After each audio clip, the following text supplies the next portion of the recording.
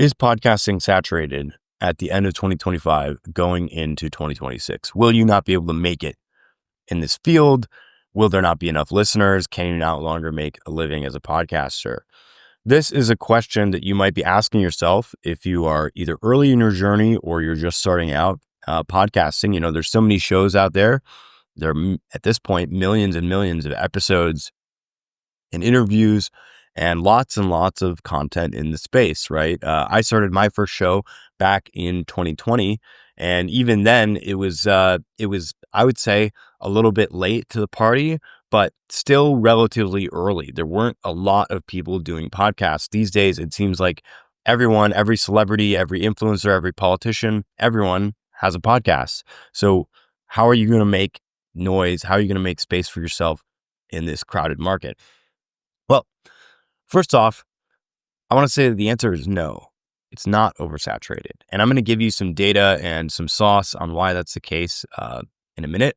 But before we get to that information, I want to say that this is kind of the wrong question to be asking. And the reason it's the wrong question to be asking is for the same reason why asking the question, are there too many content creators, is a nonsensical thing to ask. And that's because every single individual, every single person is unique. And the thing that they're going to make, the production, is also going to be unique. And you simply have no way of knowing ahead of time, a priority, what is going to be compelling to audiences and what's not. There's no way to plan it ahead of time. There's no way to look at numbers and data and information and be like, oh yeah, this thing is definitely not going to work. Right? You can see what's working and you can try to imitate or copy what's working, right? If you pick a genre that's well known, like, true crime or history or something like that, history of the Roman Empire or true crime or whatever, right? These genres exist and they're popular and people love them. And if you go try to make a copycat show in one of those genres, it's unlikely that you're going to get a ton of success. You may get some success because they're so populated, but there's a lot of competition, right? And so really the key insight here is that you want to have whatever it is that you're making, whatever you're producing for yourself as your brand identity, to be as close to you as possible, because that's where you're going to have the unique edge. That's where you're going to be able to provide something that's very different and very unique and unlike all the other stuff in the market. I've had 2 shows. I've done over 100 interviews. I've talked to guests who went on to talk to Joe Rogan, who've talked to the president. And I can say confidently that the quality of your show and whether people are interested in what you're saying has more to do with who you are and how well you could tap into that than it does the given individual topic that you choose. So that's the first thing to think about when you're asking yourself this question of, is it oversaturated? And I would also say that if the only reason you're going into this is because you want to make it a good business, don't do it. Because the thing is that podcasting, especially the interview space, is not for the faint of heart. It's not the most monetizable, easiest business to run. Now, obviously, you can, you look at people making a living doing this, and it seems so wonderful, right? They just turn on their camera or their mic, and they just talk to so and so, and then they hand it off to their editor, and they go off and do whatever, right? It looks like it's not a lot of work, and in some cases, it isn't. That's just the honest truth. I'm not going to BS it and try to pretend like everyone that's making a living doing a podcast is working super crazy hard. Some of them are not. Right? For some people, a lot of the people, actually I'd say most of the professional podcasters, it's really their side gig, right? They're doing other stuff, running businesses. Maybe they got an app, maybe they got a website, maybe they're doing other kinds of media appearances or giving live speeches or whatever, right? The podcast is like this thing on the side that takes up, 10 or 20 hours a week. It's basically a part-time job. Now, obviously, that's not always the case. There's some people that put a lot of time into it that are, doing 40 hours a week or more, doing an interview show, and that's all they do, doing research for the show, trying to, have conversations for the show, talking about it, producing it, et cetera, et cetera. But the amount of work that you want to commit to is really up to you as far as how labor intensive this is. But I would just say from a business perspective, from a pure pragmatic, I want to make money perspective, it's not the most lucrative industry to be going into. Yes, if you get a show that works and you figure out something that does well, then you can have a very nice lifestyle attached to that. But from a pragmatic standpoint, it's not the ideal business. And so if you're going into this because you want to make money, I would suggest doing something else unless what you already have going on is really working for you. All right. So now that I've got that out of the way, let's look at some statistics. Let's look at some data. So the first thing I want to show you is this chart of podcast growth over time. So, all right, let's make sure you can see this. So this is from a website called Exploding Topics, and they get all kinds of information, interesting data, statistics, and they talk about it. So this is obviously a little bit outdated. It only goes up to 2022. But as you can see here, there's this interesting trend line where it's, it's starting out in the early 2010s. It's kind of flat for a while, and then it's slowly going up and up. And then eventually here you get this inflection point in 2020. And that's actually the year that I started my first podcast. I actually recorded my first interview in, I believe, December of 2019. And we put out our first show for Agora Politics in February of 2020. So I got right on that train. But actually, weirdly enough, I was doing it before the pandemic. It was not a result of the pandemic. I just happened to benefit from that tailwind. However, you can see here, there's this explosion of interviews from 2020, and then it kind of levels back down to 2021, but it's still quite high, right? Not nearly back to normal, but still very, very high.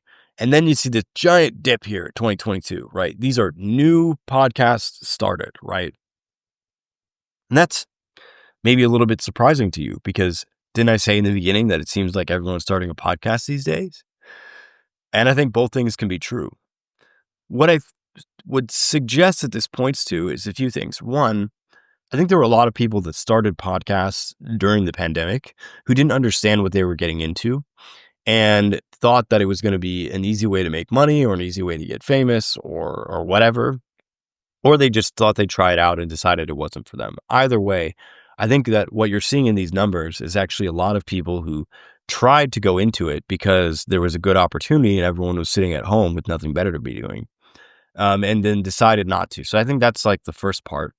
And then the second part of this is that I think that in this kind of new media environment that we're in, there are so many other things going on that people could be doing with their time, right? Whether it's making videos on YouTube or doing live streams or posting on X or doing Instagram or TikToks or whatever else, right? There was not nearly this level of variety of viable content for people to be doing back in those earliest years. And so the other reason why I think you see this large decline in these sort of new shows isn't just that about a lot of people that didn't really want to be in it are churning out or filtering out, but actually it's that they have better things to be doing. They have alternative ways to make content. So as I said in the beginning, if you're trying to make a podcast as a business, I would say that it's probably not the most viable business. In fact, you're probably better off if you just want to be a content creator, doing something like TikTok or YouTube or Instagram, depending on what your strengths are, because those platforms are much easier to monetize. Podcasts historically have been very, very difficult to monetize. You either need a lot of listenership or you need sponsors and a dedicated listenership where you can really target those advertisements. Or Patreon in some cases can work for people as well. But monetization has been a continuous problem for podcasters, basically, since its history. And it's really something that you should think of more as a kind of top of funnel way to increase your range, way to increase your reach, way to get people interested in you. And then the kind of value proposition or the sales stuff that you do is more on the back end. That's generally how podcasts are structured and tends to be the way that they're better able to be monetized rather than monetizing them directly as information products. All right, so that's like the first chart that I wanted to show you is just that there are fewer new shows being started. And so what are you going to take away from this? Well, one thing that you could take away from this is like, oh, obviously it's a bad idea because people are starting less shows. But again, maybe it's actually a good idea because market is less crowded than it was a few years ago. There's fewer people trying to do that. There are more people doing other interesting, creative things. And that gives you an opportunity to stand out. All right. So the next chart that I want to show you is here. Let me see. Did that flip over? I did. All right. The total number of podcast listeners continues to grow. All right. So this data is from Statista. And it's nice because these bars here are a little bit more up to date. We're going up to 2024 instead of 2022. And it's 2025 at the time of filming this, and hopefully we'll get some data on 2025 soon. So as you can see here, these are in millions of listeners. It's been steadily going up, actually at a much more consistent rate since 2019. So you don't see that giant spike like you did in the content creators in 2020 and 2021, and then a reduction in 2022. You're actually just seeing a nice linear graph going up and to the right, starting in 2019 and growing, in basically steps that are roughly the same year over year. And so this is actually hopeful because what it means is that podcast listener growth has been steadily growing. Meanwhile, new podcast creation has been going down, right? And so when you think about those two charts intersecting each other, what does that tell you? Well, it tells you that the listeners haven't gone away, right? That's not the reason why new podcasts aren't getting created. It's the creators that have gone away, right? The creators are doing other things. And the listenership is still growing. So that's 500 million. And that's pretty great. Now, there's some other interesting data here, like, for example, the number of Americans who are listening to podcasts every week is going up. So a lot of people are, listening in their commute. The sort of return to work is a big thing now. A lot of remote jobs are going away, and so people are back in their cars or they're back on their daily commutes. And what are they doing? Well, they're plugging podcasts in to listen to. The other thing to note, and there's a bunch of other statistics in here, I can't find them all, but is that a lot of podcasters are still listening in the United States. So I'm just going to switch back to full view. That is, most of the podcast content, a lot of the podcasting movement in general really started in the United States. And most of the podcasting that's being done, a lot of that is still being done in English. And so if you're in another country, you speak a different language, there's actually an opportunity there to niche down by appealing to the people that are either in your country or at least speak your language, because there's not as much content out there for them, right? So if you're a Spanish speaker, if you're speaking Portuguese, if you're speaking Japanese or Chinese or Korean or some, or Hindi or whatever, right? And you want to make content in that language, that is a potentially underserved market for you to do as a podcast interviewer, because most of the podcast content out there is in English.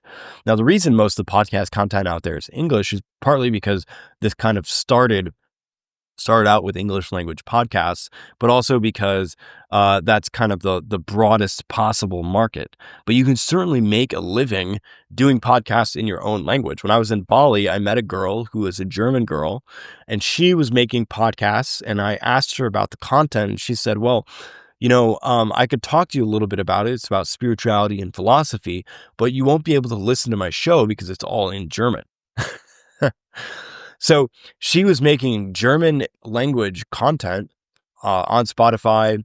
I believe she was just an audio only podcast, and she was a full-time influencer. She was making a living off of what she was doing, and all of it was just for German speakers. And, I don't know if you've checked recently, but compared to some of these other languages I mentioned, there aren't a lot of German speakers out there in the world, right? Germans were not, big on colonialism. There aren't a bunch of, German-speaking peoples hanging out in South America or in Asia or Africa, as compared to some of those other languages.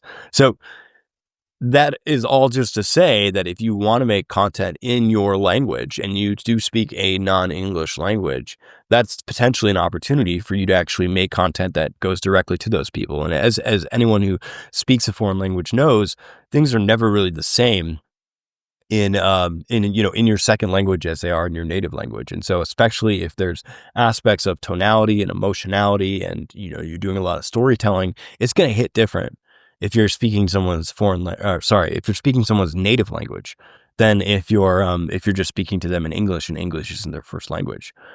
So this has been an overview of this question of whether podcasting is saturated in 2025 going into 2026.